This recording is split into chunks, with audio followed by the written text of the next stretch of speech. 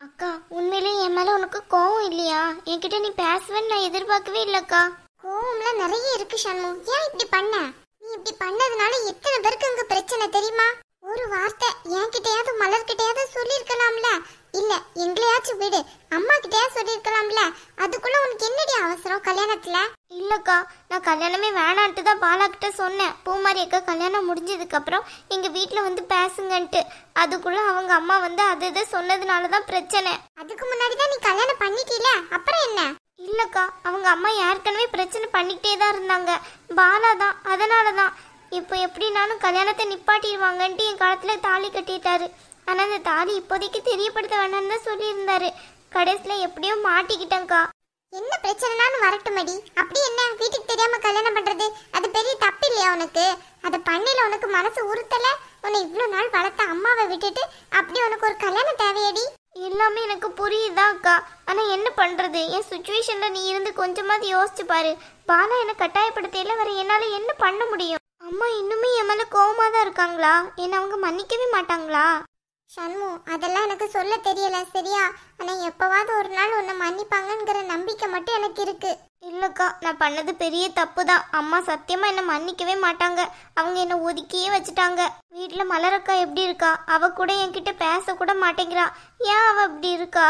பின்ன வீட்டுல எல்லாருக்கும் மேல கோவம் தான், வேற அப்படிதானே இருப்பாங்க. அப்ப நீ மட்டும் என் அக்கா என்கிட்ட வந்து பேசின? என்ன பண்றது, என் மனசு அப்படிதான் இருக்கு. உன்கிட்ட பேசணும்ட்டு தான் என் மனசுல அப்பல இருந்து எண்ணிக்கிட்டே இருந்துச்சு.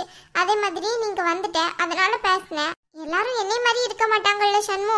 சரி அதெல்லாம் விடு. நீ இப்ப அந்த வீட்டுல எப்படி இருக்க? நல்லா இருக்கியா? உன் மாமியார் உன்னை நல்லா பாத்துக்கிடுறாங்களா? உண்மை சொல்லவா உன்கிட்ட பொய் சொல்லவாக்கா? உண்மையே சொல்லு ஷண்மு. உண்மை சொல்லணும்னா கண்டிப்பா நல்லாவே இல்லக்கா. ஏன் ஷண்மு அப்படி சொல்ற? என்னாச்சு? ஆமாக்கா, என் மாமியாருக்கு நான் அங்கே இருக்கதே பிடிக்க மாட்டேங்குது. நான் எப்படா வீட்டை விட்டு போவேன்ட்டு அவங்க கண்ணடை கட்டிட்டு நிற்கிறாங்க.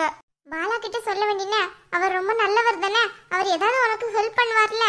பாலா கிட்ட சொன்னக்கா, ஆனா அவர் கண்டுக்கிட வேண்டாம்னு சொல்லிட்டாரு. என்னதான் இருந்தாலும் அவங்க அவரோட அம்மா இல்லையா? அம்மாதான் இல்லைன்னு சொல்லல, இருந்தாலும் இப்படியெல்லாம் ஒன்றும் டார்ச்சர் பண்ணக்கூடாதுல்ல. ஏன் உங்களுக்கு ஒன்று பிடிக்கலையா? அக்கா, அங்க கதையே வேற மாதிரி இருக்குக்கா. பாலாக்கு ஏற்கனவே அவங்க அத்தை பொண்ணு தான் கல்யாணம் பண்ணி வைக்கணும்னு நினைச்சிருக்காங்க போல. சத்தியமா பாலா கூட என்கிட்ட அதை சொல்லவே இல்லைக்கா. சொல்லாம மறைச்சிட்டாரு. அதனாலதான் இப்ப இவ்வளோ பிரச்சனையா இருக்கு. அந்த பொண்ணும் அதே வீட்டுல தான் இருக்கா. அவங்க ரெண்டு பேரும் சேர்ந்துக்கிட்டு என்னை வேலை வாங்குறதும் என்னை அதட்டி மிதட்டுறதும் ரொம்ப கஷ்டமா இருக்குக்கா. ஒரு நாள் அந்த வீட்டில் கழியறது எனக்கு அவ்வளோ கஷ்டமா இருக்கு. இன்னைக்கு இங்கே கல்யாண வீடுங்கிறதுக்காண்டி வந்தோம். அதனால மைண்டு கொஞ்சம் ஃப்ரெஷ்ஷாக இருக்கும்னு நினச்சி தான் பாலா என்னை கூட்டிகிட்டு வந்தார். அந்த வீட்டில் மட்டும் இருந்தேன்னா டெய்லியும் அழுமூஞ்சி மாதிரி தான் இருப்பேன். இவ்வளோ பிரச்சனையா பண்றாங்க அந்த வீட்டுல. போன இடத்துல நல்லா இருப்பேன்னு தாண்டி நினைச்சேன். அங்க போய் இவ்வளோ கஷ்டப்பட்டுட்டு இருக்கிய. வீடு தான் உனக்கு இல்லாம ஆச்சு. அந்த வீட்லயாச்சும் உனக்கு கொஞ்சம் ஆதரவு கொடுக்கலாம்ல. ஏன் தான் இப்படி இருக்காங்களோ தெரியல. என் பிரச்சனையை விடுக்கா, அது எப்படியோ ஆயிட போகுது. ஆனால் பாலா எனக்கு ஃபுல் அண்ட் ஃபுல்லி சப்போர்ட்டிவாக இருக்காரு. அது மட்டும் எனக்கு போதும். நீ எப்படிக்கா இருக்க? நீ ரொம்ப நல்லா மாறிட்டியக்கா. என்ன மாறி இருக்க? ட்ரெஸ்ஸை பார்த்து மாறிட்டேன்ங்கிறியா? ஆமாக்கா, ட்ரெஸ்ல இருந்து எல்லாமே மாறி இருக்குக்கா. மாமா உன்னை ரொம்ப மாத்திட்டாருன்னு நினைக்கேன். அப்படியெல்லாம் ஒன்றும் கிடையாது. நான் சாதாரணமாக தான் இருக்கேன். இந்த ட்ரெஸ்ஸு கூட கடன் வாங்கி தான் போட்டு இருக்கேன். மலரோட ஃப்ரெண்டோட ட்ரெஸ்ஸு தான் இது. அதை வெளியே சொல்லாமல் என்னோட ட்ரெஸ்ஸுன்னு சொல்லி வெளியே வேஷம் போட்டுக்கிட்டு இருக்கேன். ஏன்க்கா, மாமா கிட்ட கேட்டால் உனக்கு ஒரு ட்ரெஸ் இல்லை 1000 ட்ரெஸ் எடுத்து கொடுப்பாரு. அப்புறம் நீ ஏன் அடுத்தவங்க ட்ரெஸ்ஸை வாங்கி போட்டு இருக்க? என்ன பண்ண சொல்ற? என் வீட்டில் என் ஆத்தனா இருக்காள்ல, அவளோட பெரிய டார்ச்சராக இருக்கு. ஏதாவது ஒன்று சொன்னாலே உங்கள் வீட்டில் ஒன்றும் இல்லைல்ல அப்படிங்கிற மாதிரி பேசுகிறா.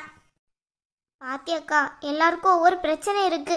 எனக்கு என்னன்னு பார்த்தா என் மாமியாரால பிரச்சனை, உனக்கு என்னன்னு பார்த்தா உன் ஆத்தனாரால பிரச்சனை. ஆமா ஷண்மு, என்ன பண்றது? அப்படியே கழிக்க வேண்டியதுதான். அம்மா தான் ரொம்ப உடைஞ்சிட்டாங்க நீ போனதுக்கு அப்புறம்.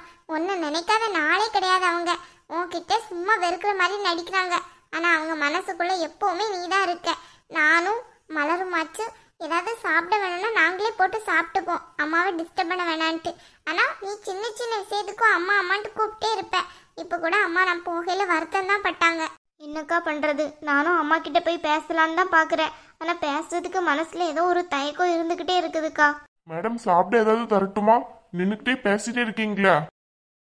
இல்லங்க, அதெல்லாம் ஒண்ணும் வேண்டாம். நாங்க அப்புறமா போட்டு சாப்பிட்டுக்கிறோம்.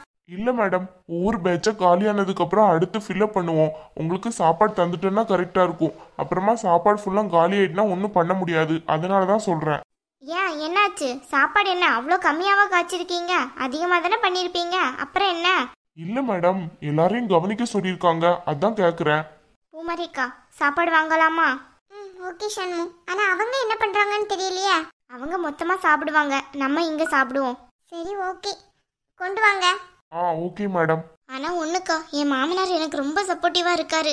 என் மாமனார் மட்டும் இல்லை, என் ஹஸ்பண்டோட பெரியப்பா ஒருத்தர் இருக்காரு, அவரும் ரொம்ப சப்போர்ட்டிவாக இருக்காரு. எதா இருந்தாலும் என்ன பிரச்சனையாக இருந்தாலும் என்கிட்ட சொல்லு, நான் உனக்கு கிளியர் பண்ணி வைக்கிறேன்ட்டு அவரே என்கிட்ட சொல்லியிருக்காருக்கா. ஓ அப்படியா, நல்ல மனுஷனா இருப்பாரு போலயே. உன் அத்தை எதுக்கு தேவையில்லாம இப்படி நடந்துக்கிடுறாங்க? ஒழுங்கா நடந்துக்கிடலாம்ல உன்கிட்ட. சும்மா அதான் கல்யாணம் ஆகி வந்தாச்சுல, அப்புறம் என்னவா உங்களுக்கு? கல்யாணம் பண்ணாம நீ லவ்வராகவே இருந்திருந்தா சரிங்களாம். இப்போ எதுக்கு தேவையில்லாம அவங்க இப்படி நடந்துக்கிடுறாங்க? எல்லாத்துக்கும் காரணம் வீட்டில் இருக்காள்ல அந்த பொண்ணு தான்க்கா. நான் வந்த புதுசில் என்கிட்ட நல்லா பேசிக்கிட்டு இருந்தா, இப்போ என்னன்னு பார்த்தா மூஞ்சி காட்டிக்கிட்டே இருக்கா. எனக்கு அவளை பார்க்கறதுக்கு சுத்தமாக பிடிக்கல. நீ தான் நல்லா பேசுவியா? அவகிட்ட 2 வார்த்தை நல்லா நறுக்குன்னு பேசி விட வேண்டினே, நான் கல்யாணம் ஆகி வந்தாச்சுன்ட்டு. இல்லைக்கா, என்னவோ அவள் மூஞ்ச பார்த்தா அப்படி பேசணுன்ட்டே தோண மாட்டேங்குது. அப்போ ஒன்றும் பண்ண முடியாது. முதல்ல அவள் போட்டிருந்த கம்மல் எல்லாம் எனக்கு கொடுத்தாக்கா, நீ போட்டுட்டு மேரேஜ் வீட்டுக்கு போன்ட்டு. இப்போதான் இப்படி நடந்துக்கிடுறா. ஏதோ என் அத்தை தான் ஏதோ சொல்லி கொடுத்துருக்காங்கன்னு நினைக்கேன், அதான் அவள் என்கிட்ட இப்படி நடந்துக்கிடுறான்னு நினைக்கேங்க்கா. உன் பிரச்சனை பெரிய பிரச்சனைதான் இருக்கு சண்மு. கூடிய சீக்கிரம் அவளை வீட்டை விட்டு அனுப்புற வழியை பாரு, இல்லைன்னா உன் வாழ்க்கைக்கு கஷ்டம்தான். என்னக்கா இப்படி சொல்லிட்டேன்? ஆமா சண்மு, பாலாக்கு அந்த பொண்ணை பேசுறதா இருந்துச்சுன்னு சொல்றேன். ஒரே வீட்டுல எல்லாரும் இருக்கிறது நல்லாது இல்ல, அதுக்கு தான் சொல்றேன். ரொம்ப பயமா இருக்குக்கா நீ சொல்றத பார்த்தா. ஏய் லூசு, உன்னை பயமுறுத்துறதுக்காண்டி சொல்லல. கூடிய சீக்கிரம் அவளை வீட்டை விட்டு வேற எங்கேயாச்சும் போற வழியை பாருன்னு. முயற்சி தாக்கா பண்ண முடியும். இந்தாங்க மேடம், வேற ஏதாச்சும் வேணும்னா என்ன கூப்பிடுங்க. ஓகேங்க, இதே போதும். ஏதாவது வேணா நாங்களே எடுத்துக்கிறோம், நீங்க போங்க. Okay madam. சரி சாப்பிடு சண்மு. நம்ம எல்லாரும் மொத்தமா சாப்பிட்டு எவ்வளோ நாளாச்சுக்கா. எவ்வளோ ஹாப்பியா இருந்தோம் நம்ம வீட்டில். நினச்சி பார்க்கவே ரொம்ப கஷ்டமா இருக்குக்கா. இப்படியெல்லாம் முடிவெடுத்து இப்படி தனித்தனியா போவோன்ட்டு நினைச்சி பார்க்கவே முடியல. அது என்ன பண்றது சண்மு, எல்லாமே நடந்தாச்சு, முடிஞ்சாச்சு. அதை அப்படியே விட்டுற வேண்டியதுதான். சரிக்கா, நீ பொங்கலுக்கெல்லாம் வீட்டுக்கு போனியா? போனேண்ணே. போய் நல்லா ஜாலியாக அங்கே இருந்துட்டு வந்தேன். நல்லா இருந்துச்சு தெரியுமா? அந்த வீட்டில் இருந்துட்டு நம்ம வீட்டுக்கு போகிறதுல ஃபுல்லாக நம்ம மெமரிஸ் தான் அங்கே ஃபுல்லாமே இருந்துச்சு. எந்த இடத்துல உட்காந்தாலும் நம்ம சண்டை போட்டது, நம்ம ஒன்றா உட்காந்து சாப்பிட்டது, நம்ம அடம் பிடிச்சி ஒன்றா பிடுங்கினது, இதுதான் ஞாபகத்தில் வந்துக்கிட்டே இருந்தது சண்மு. நான் உண்மையிலே வீட்டை ரொம்ப மிஸ் பண்ணுறேன்க்கா. காலேஜ் படிக்கிறேன்னா அம்மா கிட்ட எவ்வளோ சண்டை போட்டிருப்பேன், நான் காலேஜில் ஹாஸ்டலில் தங்கி படிக்க போகிறேன்ட்டு. ஆனால் இப்போ அந்த வீட்டில் இருந்துட்டு நம்ம வீட்டுக்கு எப்படா போவோம், அம்மா நம்மளை கூப்பிட மாட்டாங்களான்ட்டு இருக்குதுக்கா. எல்லாமே அப்படிதான் சண்மு. எதுவுமே கிட்டத்தில் இருக்கிறது நம்மளுக்கு அருமை தெரியாது, அது தூரமாக போனதுக்கு அப்புறம் தான் அதோட அருமை தெரியும். சரி சாப்பிடு, சும்மா கண்ணை கசக்கிட்டே இருக்காதே. மாமா எப்படிக்கா உங்ககிட்ட நடந்துக்கிடுறாங்க? நல்லா நடந்துக்கிடுறாங்களா? முன்னாடி மாதிரிலாம் இல்லையில? அதெல்லாம் மாற்றவா முடியும் சண்மு? அவங்க குணம் அப்படியே தான் இருக்கும். இன்னும் அவங்க கிட்ட அதிகார குணம் இருக்க தான் செய்யுது. அதுக்கு என்ன, நம்ம அட்ஜஸ்ட் பண்ணி போயிட வேண்டியதுதான்.